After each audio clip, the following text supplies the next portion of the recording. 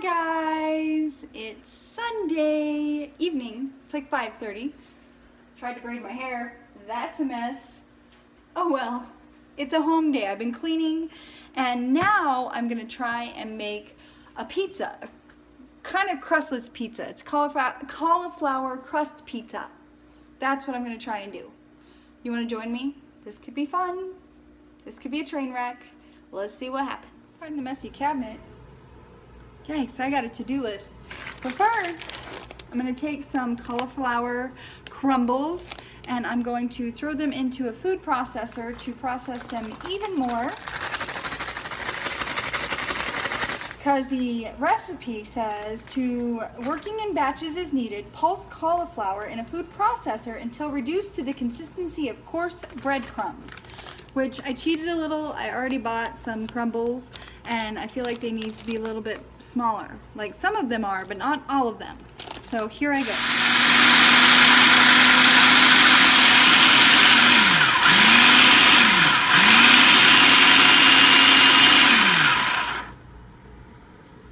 Are you crumbles yet? You are crumbles, but we need to have you be breadcrumbs. Get down there. Shiggy, shiggy, shiggy. This is my recipe. It's from Hungry Girl.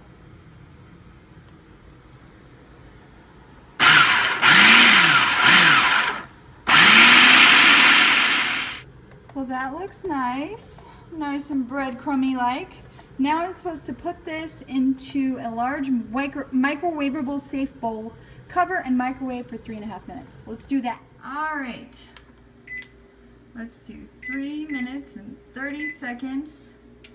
It's in there, I promise. And start.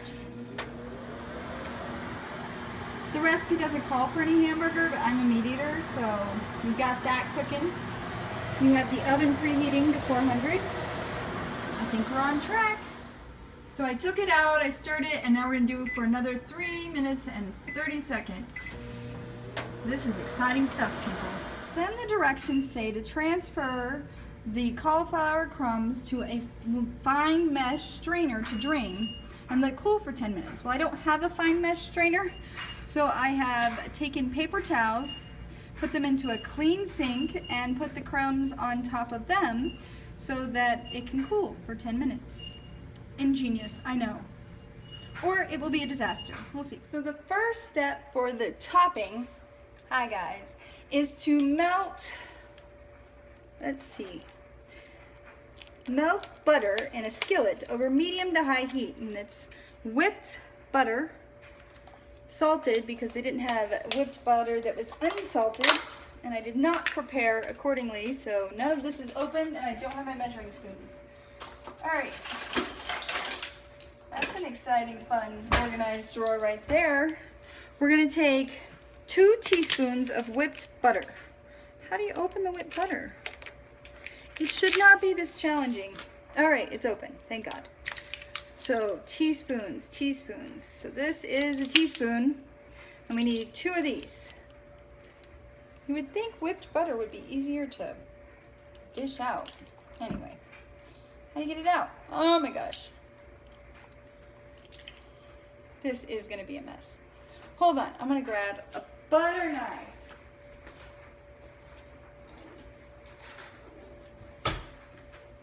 A clean old butter knife. Okay, there we go.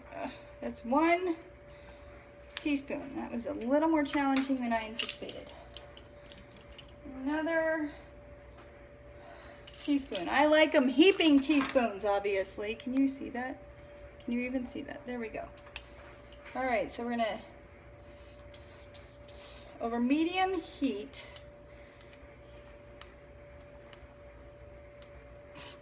throw the butter. Throw the butter, Janet. Just throw it. Oh my goodness gracious. This is not as easy as one would think it is. Whipped butter. I think of it being softer. Maybe I should have let it sit out for a minute. I'm just gonna add an extra chunk because I may have lost some in that process. And then I'm gonna add 2.5 cups of, it says thinly sliced sweet onion. I am lazy and I bought chopped red onion. And those are the sweet kind, right? I always picture the red onions being the sweeter ones. And this is about 2.5 cups, I would imagine. What's it say? It said 8 ounces, so yeah, probably not quite exactly what it says. So, all right, gonna stir this around so it's evenly dispersed amongst the heat. And it says, add onions and sprinkle with salt. Pardon me as I open this to find, nope, salt's not there. The salt is here. I'm gonna use pink Himalayan salt because that's my favorite. Just gonna sprinkle, sprinkle, sprinkle, sprinkle. Do not over sprinkle because that would be gross. Sprinkle with salt. Stirring often. Cook until softened and lightly browned. About 6 minutes.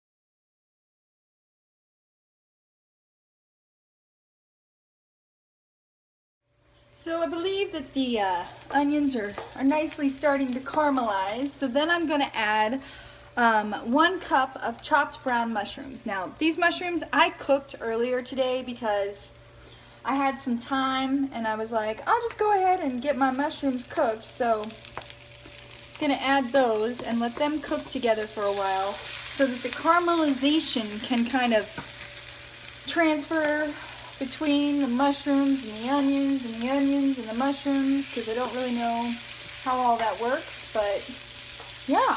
And now it says to cook those until brown and caramelized. It says about 15 minutes, but because of my pre-prepping with the mushrooms, it'll probably take like 5. I'm just not patient, and I haven't eaten all day, so I'm starving. I'm so hungry. You don't have to look fabulous to cook. Definitely proven that fact. Whew. Sunday. This is Sunday fun day when I get to stay home and chill.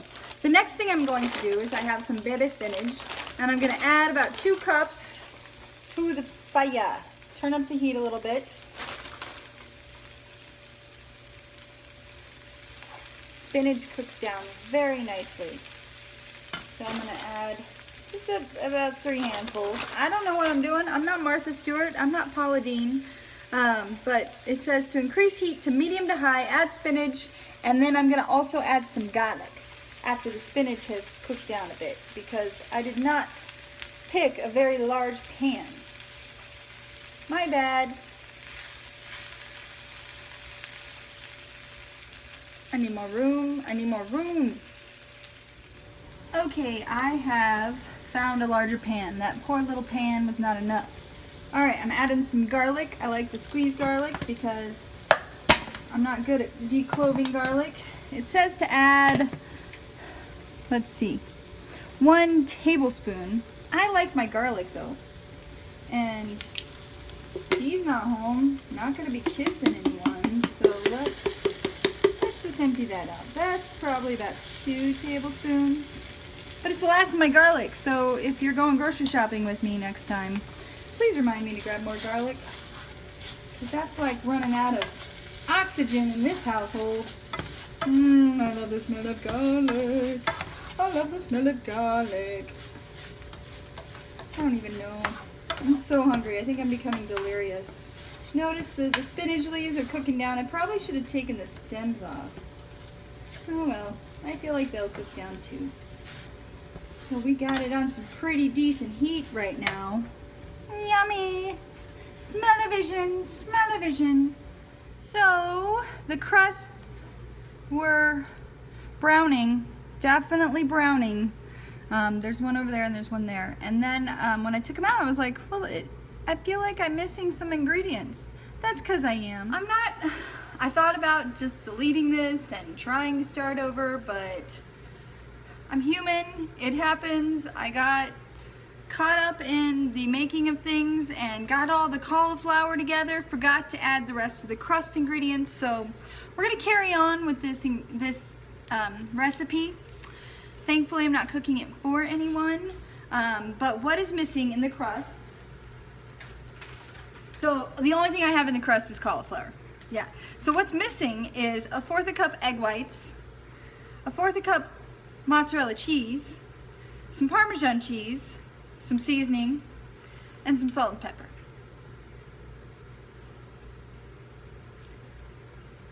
You would think I could read directions, but not today. So we're gonna carry on with the recipe. I'm gonna add a little extra cheese on the layer of crust before I put the toppings on, but that's what's happening next. I'm gonna add a layer of cheese, the toppings, and then we'll bake it for 5 to 7 minutes. And then I get to eat. I'm gonna blame the fact that I'm hungry, and that is why I jacked up the recipe. This lighting is horrible in the kitchen. And while I was waiting for the toppings to cook, I made a caprese salad. I did. I'm not gonna eat all that, but it was 2 little tomatoes, and I added mozzarella, of course, some balsamic glaze, and then some Parmesan seasoning. All right, back to the pizza. Focus. Hopefully I didn't ruin it. Goodness, I hope I didn't ruin it. Gonna add a nice layer of just Parmesan cheese. Yes, I am. That is my plan.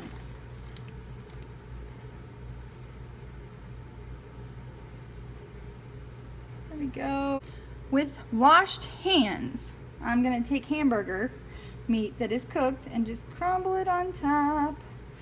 Crumble, crumble. Sorry, I like my meat. If you don't like meat, you might not want to add meat. All right, now the other toppings.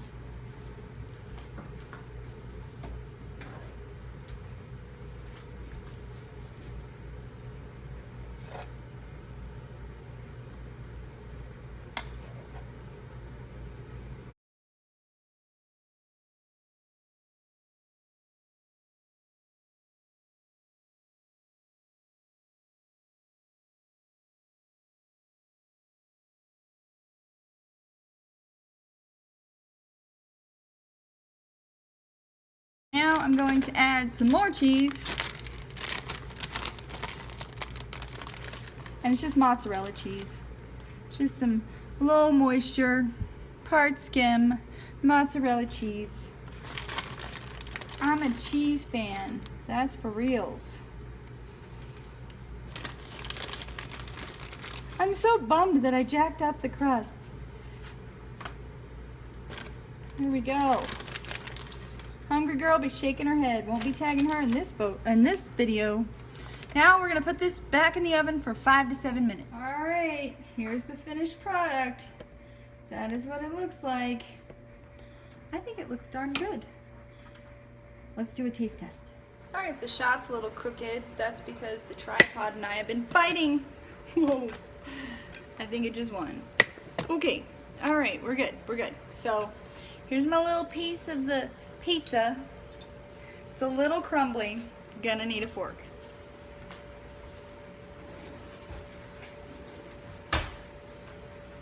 You guys, don't be too hard on me. I know I jacked up. Feel bad for Steve. All right.